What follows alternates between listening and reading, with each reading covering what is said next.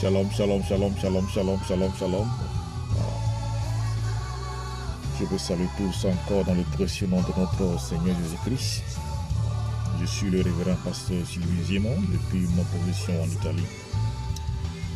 Ce matin, je vais encore partager un petit message avec vous. Toujours dans mes enseignements sur le bon des pères. Aujourd'hui, je vais m'adresser à un certain nombre de personnes, un certain nombre de chrétiens. Voilà, disant chrétiens, refusant tout évangile venant d'un homme de Dieu et se disant connaissant la parole, et pourtant par leur attitude on peut voir que ils ne connaissent pas ils ne connaissent pas la parole. Par leur attitude on peut voir l'ignorance qui caractérise leur comportement, ce qui m'amène à conclure que ces hommes-là et ces femmes-là sont en méconnaissance totale de la parole de Dieu, et que c'est le diable qui les pousse à rejeter l'évangile, c'est le diable qui les pousse à ne pas écouter les hommes de Dieu.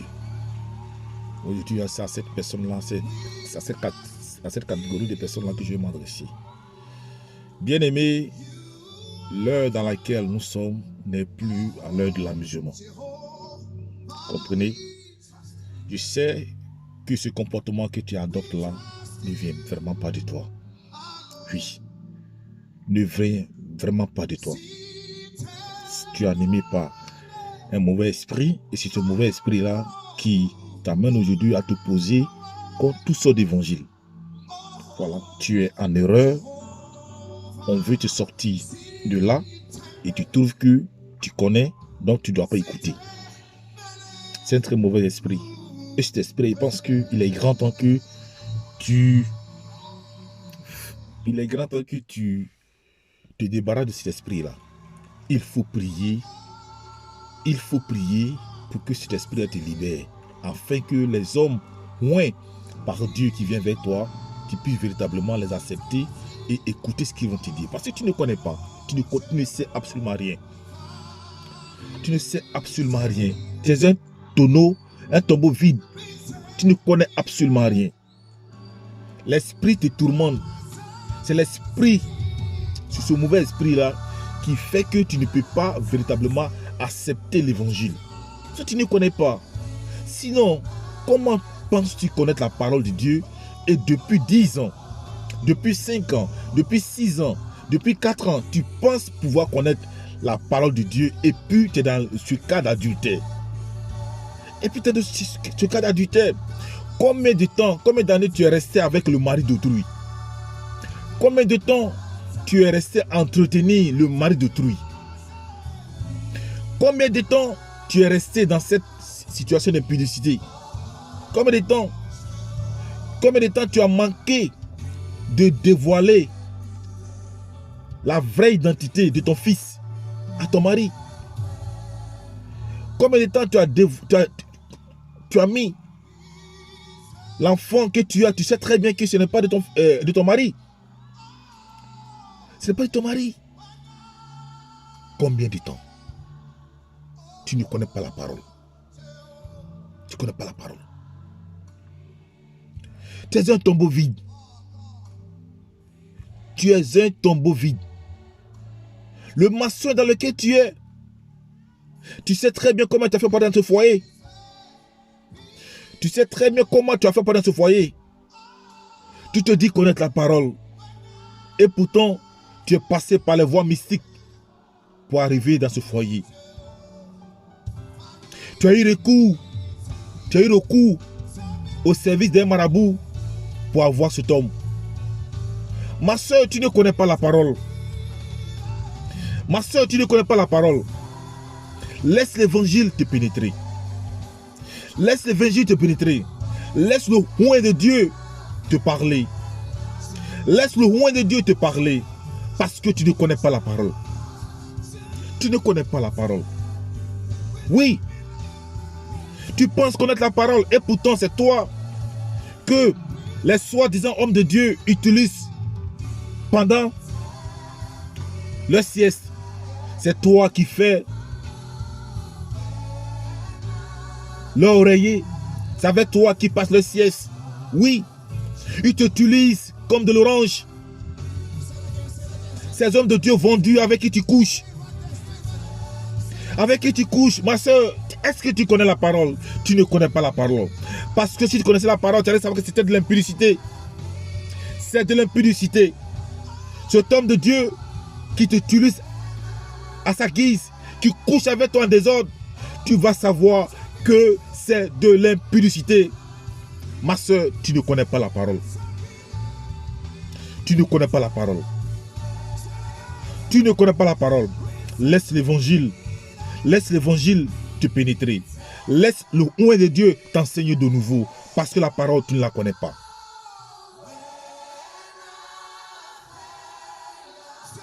Sois humble.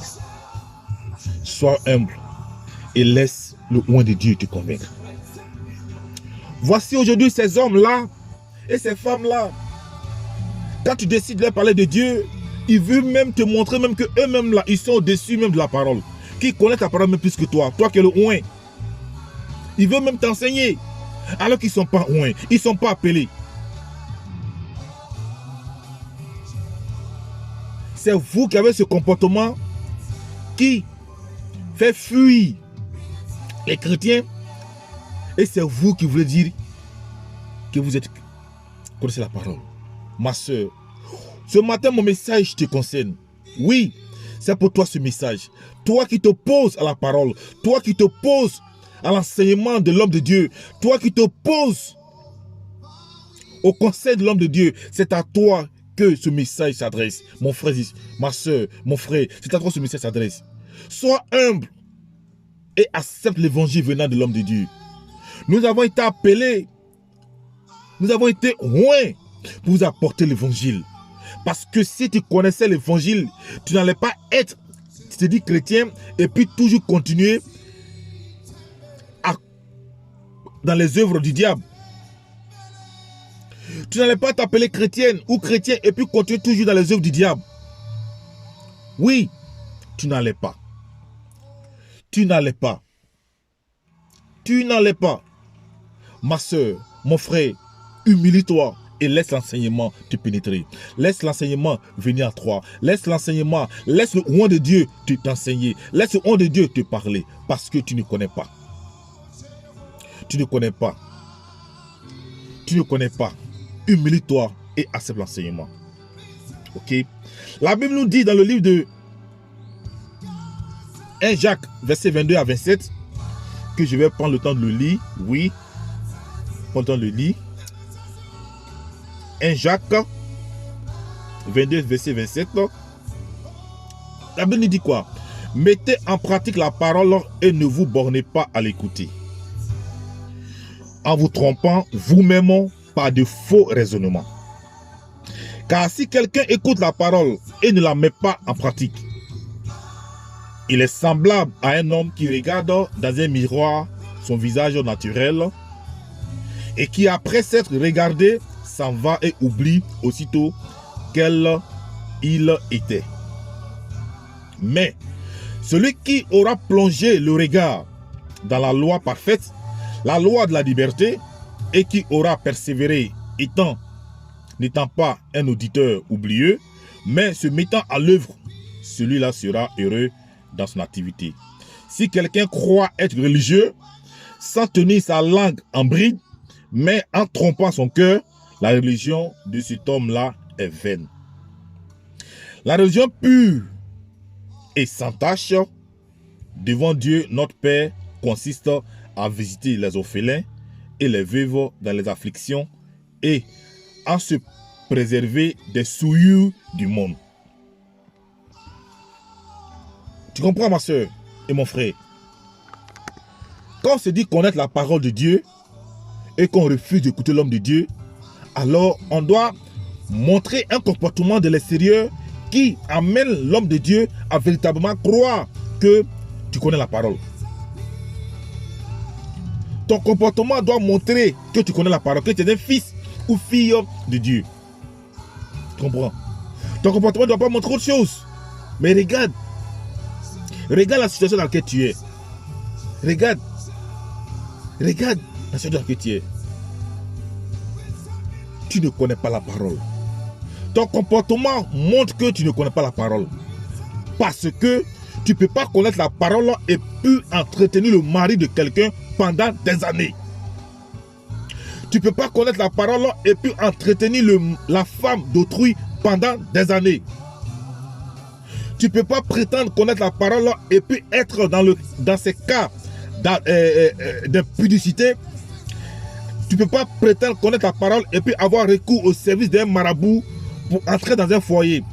Tu ne peux pas prétendre connaître la parole et puis avoir recours au service d'un marabout pour basser ton mari pour qu'il puisse te donner tout son salaire. Tu ne peux pas prétendre connaître la parole et puis être dans ce cas de sorcellerie. Tu ne peux pas prétendre connaître la parole et puis ignorer la souffrance de la veuve et de l'orphelin. Tu ne peux pas prétendre connaître la parole et être dans les cas de vulgarité. Ma soeur, il y en a trop. Mon frère, il y en a trop. Laisse l'évangile te pénétrer. Laisse le oint de Dieu te parler. Et accepte l'évangile. Accepte, humilie-toi et repars de nouveau avec lui. Oui, comporte-toi comme tu n'avais jamais rien entendu et écoute l'enseignement qu'il t'apporte. Parce qu'un abord, l'homme de Dieu a été oint. Et il y a un appel, un mandat pour t'emmener l'évangile. Tu ne peux pas t'égaler à lui. Soumets-toi à lui plutôt que de vouloir t'égaler à lui. Soumets-toi à lui plutôt que de vouloir t'égaler à lui. Parce que c'est lui qui peut t'aider à sortir de là où tu es. Regarde lui. Regarde lui. Regarde l'homme de Dieu. Regarde lui. Est-ce que ce qu'il dit n'est pas en conformité avec ce qui te présente comme comportement? Est-ce que ce que l'homme de Dieu te dit n'est pas en conformité avec ce qui te présente comme comportement? Alors, si ce n'est pas le cas, pourquoi refuses-tu d'écouter son évangile? Pourquoi refuses-tu de te soumettre à son évangile? Bien-aimé, il est grand temps que tu te soumets à l'évangile. Humilie-toi et accepte l'évangile. Humilie-toi et accepte l'évangile quand l'homme de Dieu te parle. Oui, parce qu'il a un mandat. Il a été oint. Il a un mandat de t'apporter l'évangile. Tu ne sais absolument rien. Tu ne connais absolument rien. Humilie-toi.